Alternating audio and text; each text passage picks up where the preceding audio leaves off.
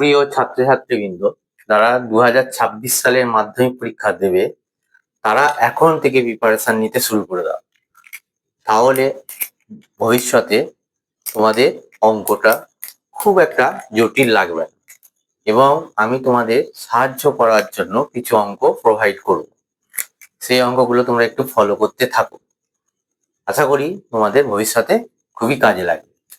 যেমন একটি অঙ্ক, প্রথম চ্যাপ্টার যে দ্বিঘাত সমীকরণ রয়েছে সেখান থেকে a minus 2x square plus 3x plus 5 equal to 0 সমীকরণটি a এর কোন মানের জন্য দ্বিঘাত সমীকরণ হবে না তা নির্ণয় করুন। এইটা করার জন্য কি করব, আমরা জানি কি যে একটা দ্বিঘাত সমীকরণে সব সময় কি হয়, x স্কয়ার সমন্বিত পদ থাকতেই হবে। তাহলে যদি x স্কয়ার সমন্বিত পদ যদি না থাকে তাহলে সেটা দ্বিঘাত সমীকরণ হবে না। তাহলে সেই এর ক্ষেত্রে কি দেখা যাচ্ছে, এক্স স্কয়ার সমন্বিত পদ যদি না থাকে মানে কি, যদি a মাইনাস 2 ইকাল টু 0 হয়, তার মানে কি সমীকরণটি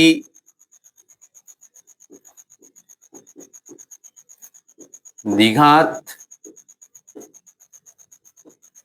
সমীকরণ হবে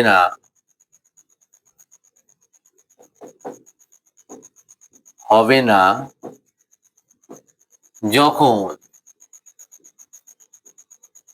এক্স স্কয়ারের সহগটা কত, a মাইনাস 2 ইকাল টু 0 বা a ইকাল টু 2।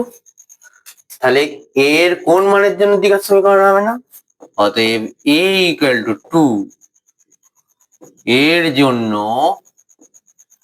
সমীকরণটি দ্বিঘাত সমীকরণ